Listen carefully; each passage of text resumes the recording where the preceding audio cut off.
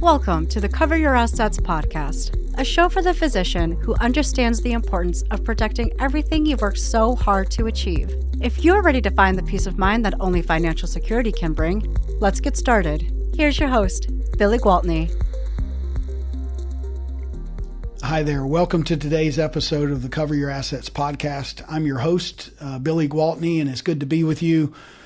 Today's topic, I want to cover how to avoid becoming an orphaned disability policyholder.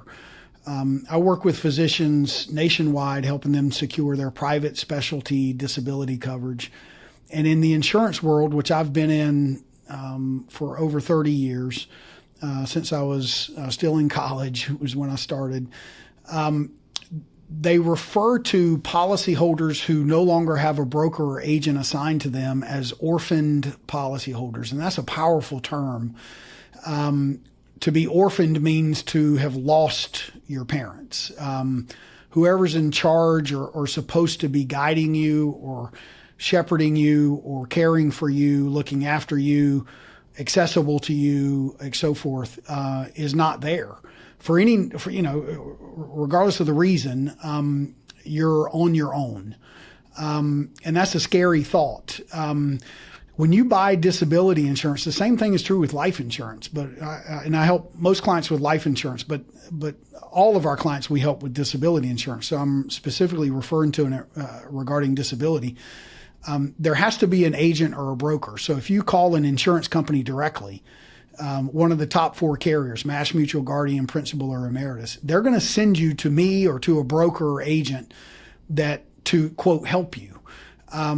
What most people don't understand is that the insurance world is a commission-based world where you eat what you kill. That means that the attrition rate is really high.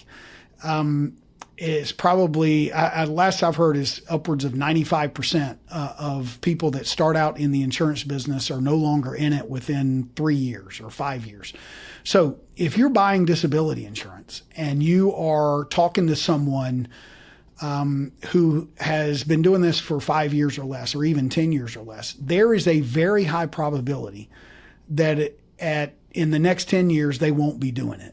Okay, they'll be doing something else. They'll go work for the bank. They're going to have to figure out how to pay some bills, and it's a difficult way to get started and to hang on long enough to have the persistence and the stamina to be able to build it up. And so then you throw in the reality that the disability insurance world is quirky. Even financial advisors and the insurance agents that I know would rather do anything but disability insurance, most of them.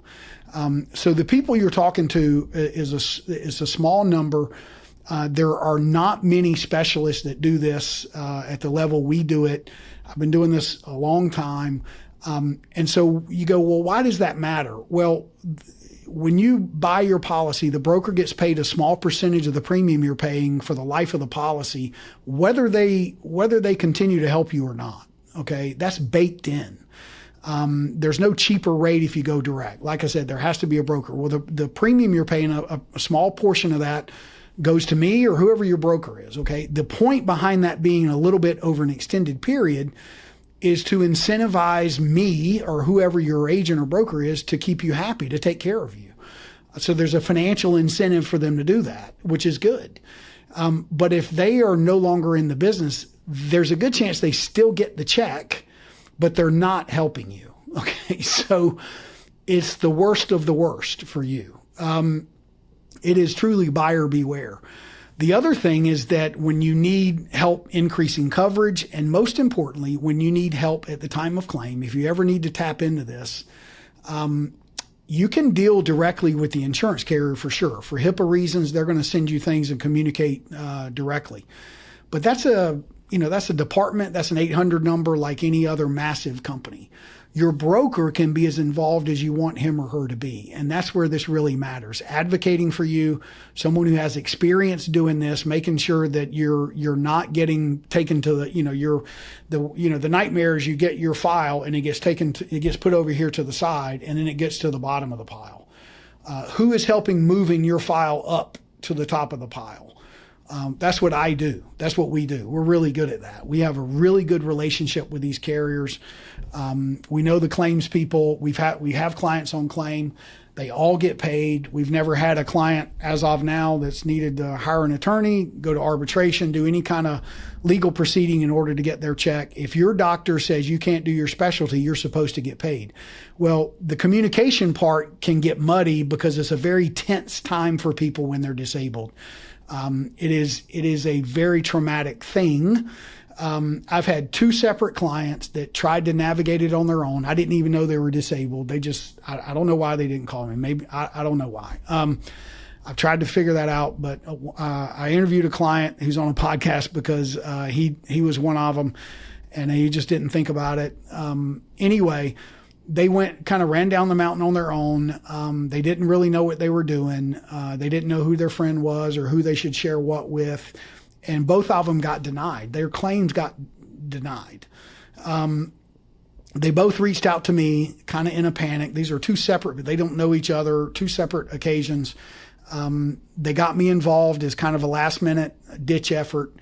And I was able to get them both approved. And it wasn't that they weren't disabled. It was just that it's like ships passing in the night. The information, there was just a breakdown. And so I interviewed, there's a claims story on my podcast page with a client who went public with it, was really happy that we got him paid. And the client or the broker is the one that can help move the needle. If something needs to be clarified, it's going to be the broker that clears that up.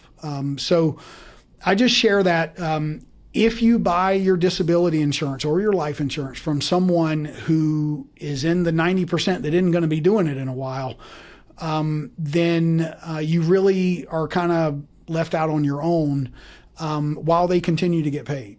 That's the hard part. So buyer beware. The broker really, really matters. And you don't want to be an orphaned policyholder.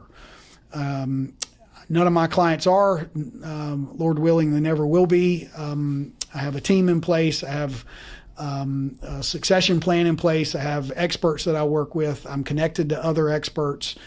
We're kind of a tight-knit community, so there aren't many that do it at this level, so you want to make sure that you're working with a specialist. Message me here if you'd like to discuss further. Happy to do that. 704-270-2376. Again, 704-270-2376. Happy to chat with you. Thanks for listening to the Cover Your Assets podcast, an Odd Conduit media production. New episodes drop every 2 weeks. If you've enjoyed the conversation, subscribe, rate, and review this podcast. For more tips and advice, visit the website and YouTube channel. Check the show notes for links. Join us next time for another episode dedicated to helping physicians like you get your disability insurance right and protect your way of life.